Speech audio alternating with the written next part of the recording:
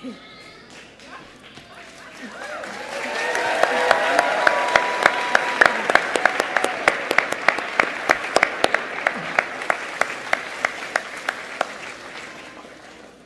you, General Donahue, and thank you for your leadership here at Liberty.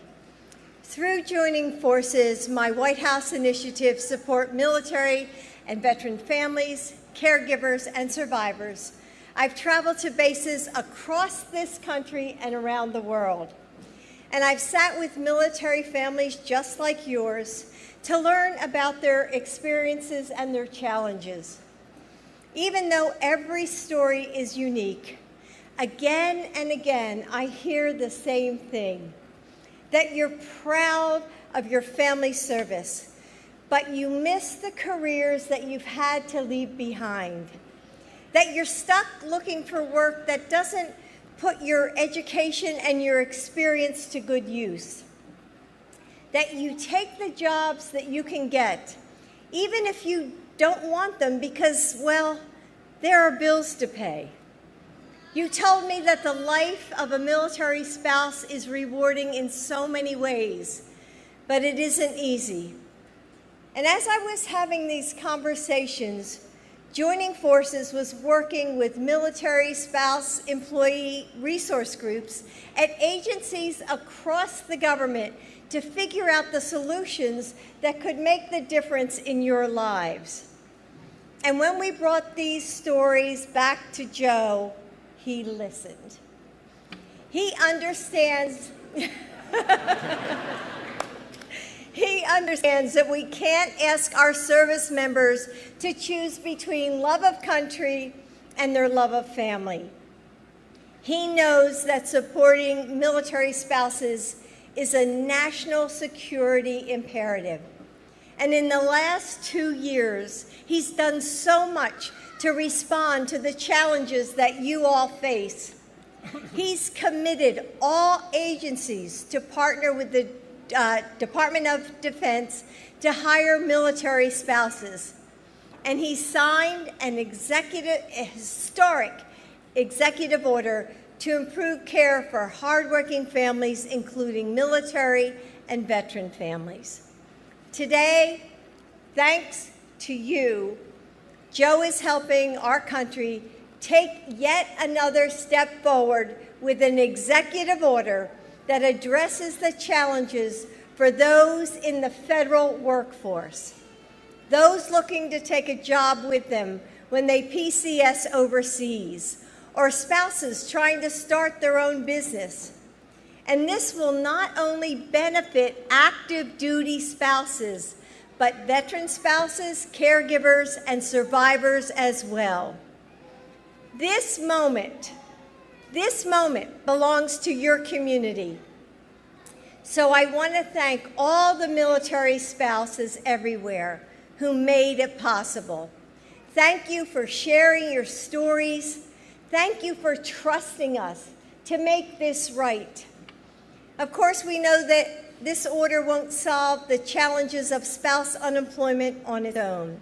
So we're calling on employers everywhere to do their part. Recruit military spouses, offer flexible work opportunities so that you can retain their talent no matter where in the world they are working.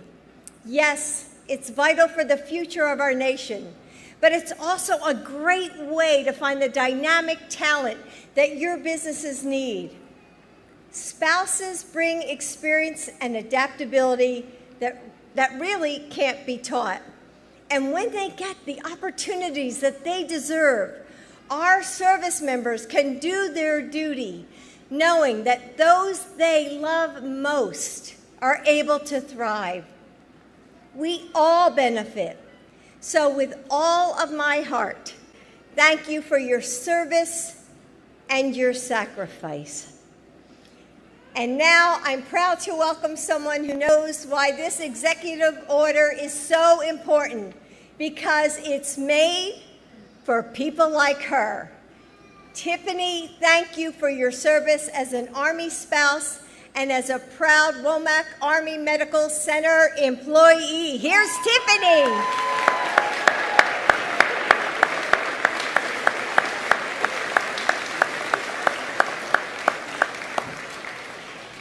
Thank you, Dr. Biden. My name is Tiffany Zoller. I'm a military spouse of 5 years, and my husband is Sergeant First Class Lee Zoller. We have 2 handsome sons, Jaden, who's 9, and Jackson, who's 3. I'm also a federal employee. I work for the dental department at Womack Army Medical Center for the Advanced Education and General Dentistry program. It's a 2-year residency clinic here at Fort Liberty. I love what I do as a secretary of the program and appreciate the people I work with. I was able to get the opportunity to support this program due to the Military Spouse Hiring Authority. I may still be looking for employment if that door was not open for me. I'm personally grateful for the recognition and support the Biden administration is giving to military spouses and their families. This support is so important to allow families like mine to thrive while our loved ones are serving in uniform. And it is now my honor to introduce the President of the United States, Joe Biden.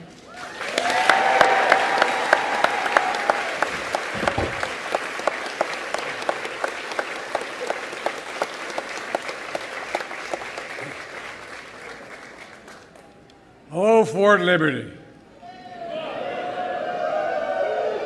It's great to be back at the center of the universe. Especially all you crazy guys that jump out of planes. Tiffany, thanks so much for that introduction and for your family's service to our country. General Donahue, Command Sergeant Major Holland, general officers, the governor of the great state of North Carolina is here with us. Congressman from the district is here with us. It's an honor to be here with you this afternoon. I'm not going to take a lot of your time.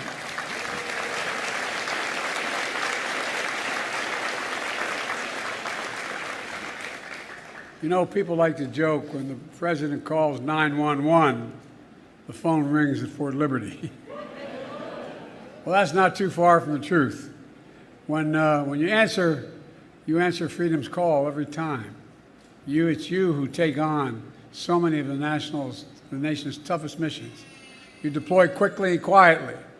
You risk your safety, protect the safety of Americans all across the world and all around the world. I've been in over 80 countries seeing how you work, and you're incredible. We literally have the single finest fighting force in the history of the world. That is not hyperbole. That's a fact. That is a fact.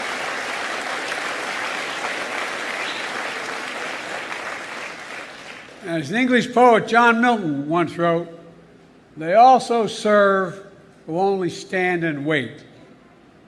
The years our son was in Iraq for a year, before that in Kosovo, I get up in the morning, see my wife who teaches school. She'd start earlier than I would, and she'd be standing there at the sink drinking her coffee, mouthing a prayer.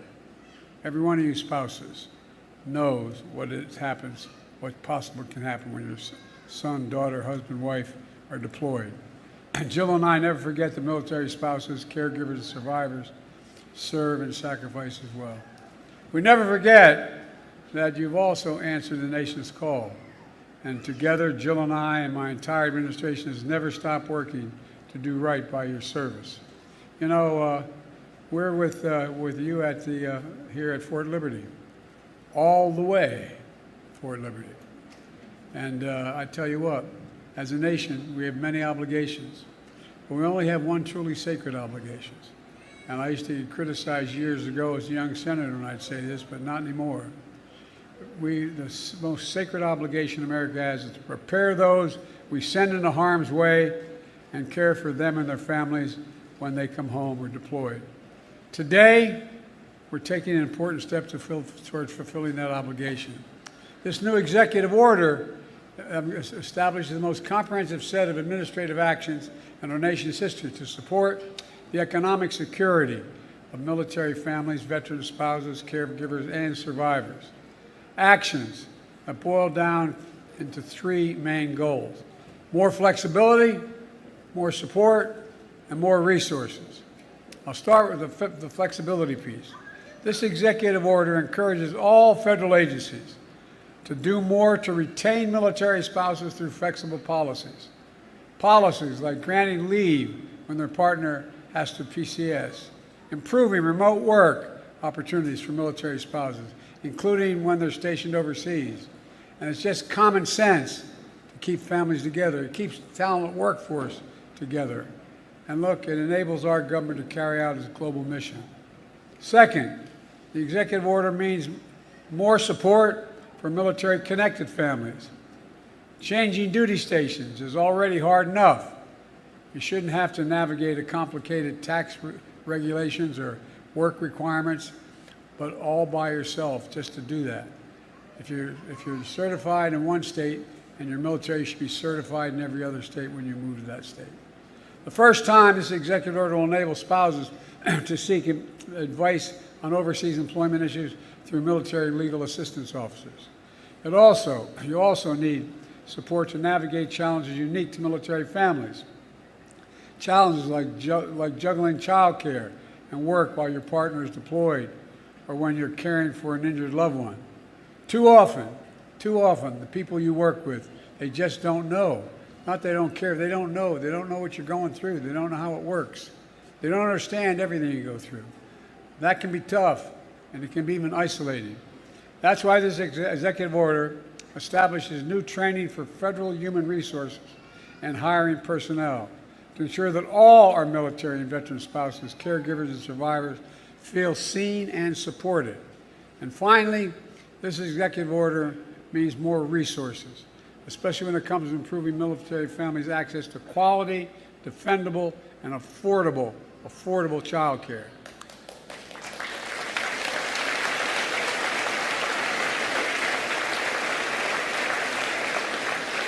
Today, we're accelerating the implementation of the Dependent Care Flexibility Spending Account, which will give military families the option to receive a pre-tax benefit for daycare, preschool, and summer camps, and much more.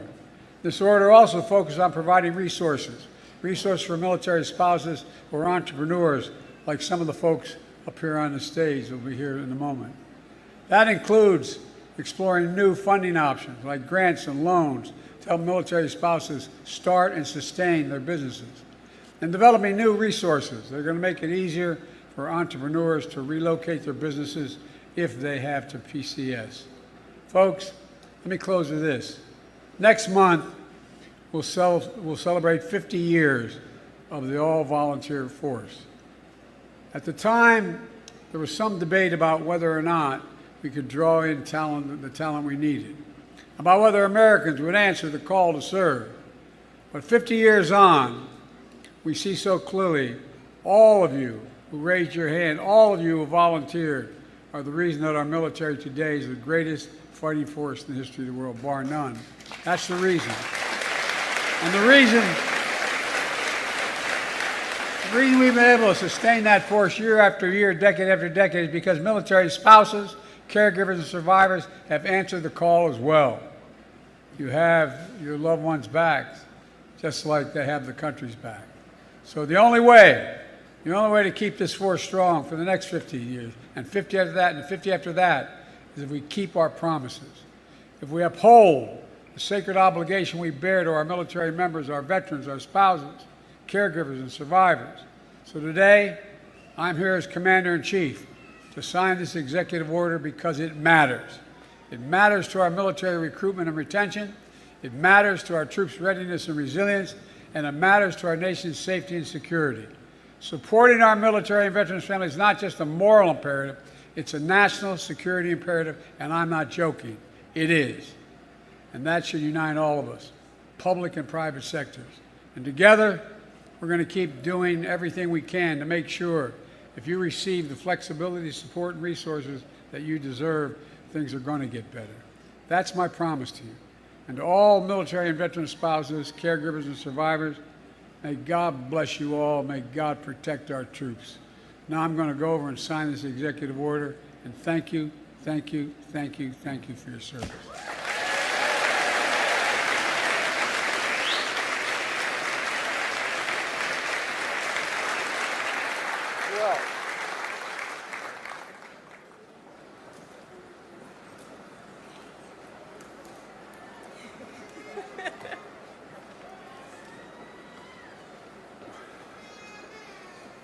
You got it, kid. Wow, that's a little. Come on up here. 12 days. Come on up. Does anybody want to stand over here? Everybody here? Yep. I think everybody's here. All right. Advancing economic security for military and veteran spouses, military caregivers, and survivors.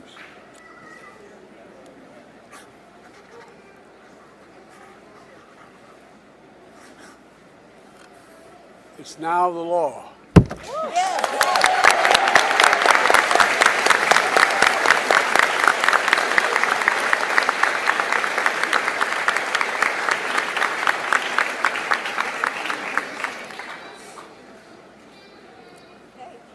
Oh, looking like, what's he going to do next? By